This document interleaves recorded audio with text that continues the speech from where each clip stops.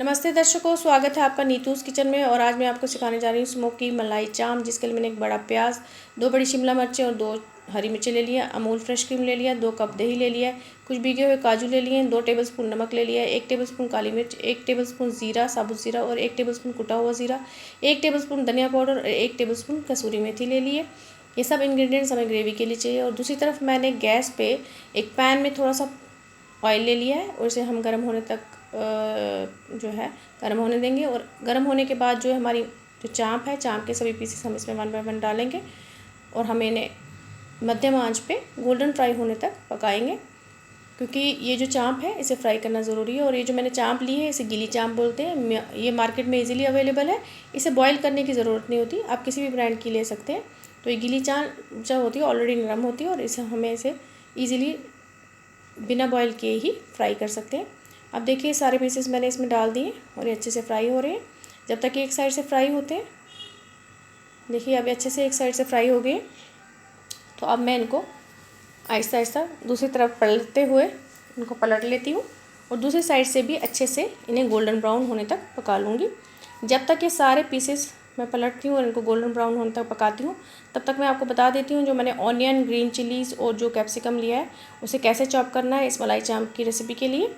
तो क्योंकि उसको चॉप करने का तरीका थोड़ा डिफरेंट है इस रेसिपी के लिए। तो अब जो मैंने ऑनियन लिया है, देखिए इसे बड़े बड़े स्लाइसेस में काटना है इस रेसिपी के लिए। और जो हमारी शिमला मिर्च है उसे भी बड़े बड़े स्लाइसेस में ही चॉप करना है, तो उसे भी हम चॉप कर लेंगे। और जो हमारी हरी मिर्च है उसे भी हमने बड़े बड़े स्लाइसेस में ही चॉप करना है। तो अब देखिए ये जो मेरा चॉप किया मटीरियल तैयार हो गया है। दूसरी तरफ मैं क्या करूँगी, देखिए अब ये जो मेरी चाँप है ये अच्छे से गोल्डन फ्राई हो गई है, हर तरफ से अच्छे से पक गई है। तो अब ये सारी जो चाँप के पीसेस हैं इनमें से मैं एक्स्ट्रा ऑयल निकालते हुए 1 बाय 1 इनको बाउल में ट्रांसफ़र कर दूँगी। इन सभी पीसेस को मैं एक एक करके निकाल दूँगी। इनसे एक्स्ट्रा ऑयल निकालते हुए मैं इस बाउल में इनको डालती जाऊँगी। अब ये सारे पीसेस निकाल के मैं इस बाउल में डाल दूँगी। और दूसरी तरफ अब देखिए सारे मैंने डाल दिए। और दूसरी तरफ क्या है कि जो मैंने वो सोक्ड जो मैंने काजू रखे थे, अब मैं उनको ग्राइंडर में डाल के उनकी ग्राइंड करके पेस्ट बना लूँगी अच्छी सी। अब मैंने इसको ग्राइंड कर लिया है, तो इसकी अच्छी सी पेस्ट बना ली है। दूसरी तरफ मैंने अब क्या किया है, जो दही हमने लिया था उसमें हम 2 चम्मच टेबलस्पून जो है नमक डालेंगे, 1 टेबलस्पून काली मिर्च डालेंगे और 1 टेबलस्पून भुना हुआ कुटा हुआ ज़ीरा डालेंगे, जो मैंने घर में ही भून के कूट लिया था। तो उससे क्या है कि ये जो ग्रेवी का जो फ्लेवर है इसमें आएगा। इसे अच्छे से मिक्स करके दूसरी तरफ मैंने पैन में थोड़ा सा ऑयल डाल दिया हुआ। अब मैंने अच्छे से जो मिक्स करके जो ये दही तैयार हुआ, अब इस दही को मैं इस ऑयल में डाल दूँगी और इसे धीमी आंच पे हमने इसे पकाना है तब तक कि जब तक इसमें बॉयल ना आ जाए, क्योंकि बॉयल आने तक इसको चलाते रहना, नहीं तो दही फट सकता है। और दूसरी तरफ जो मैंने काजू की पेस्ट तैयार की थी वो भी मैं इसमें डाल देती हूँ, इनको भी अच्छे से कुक कर लेती हूँ। कुक करने के बाद जो मैंने चॉप किए हुए जो मैंने अनियंस, कैप्सिकम और हरी मिर्च रखी थी वो भी इसमें ऐड ऑन करनी है और इसको पकाना है अच्छे से 2 मिनट के लिए कुक करना है। देखिए अब इसे अच्छे से कुक करेंगे और ये हमारी जो है ग्रेवी जो है ये रेडी हो जाएगी।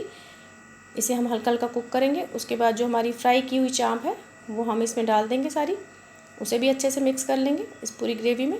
अब मैं सारी चाँप इसमें डाल देती हूँ और हल्के हाथों से इसको भी मिक्स कर लेती हूँ, ताकि जो ये ग्रेवी का जो फ्लेवर है वो हमारी पूरी चाँप में आ जाए। उसको मध्यम आंच पे ही पकाना है, इसे तेज़ आंच पे नहीं पकाना, तभी इसका फ्लेवर जो है अच्छे से इस चाँप में चला जाएगा। अब हमारा एक सीक्रेट इंग्रेडिएंट है, वो है थोड़ी सी चीनी, 2 पिंच ऑफ शुगर, 2 पिंच चीनी जो हमें इसमें डालनी है।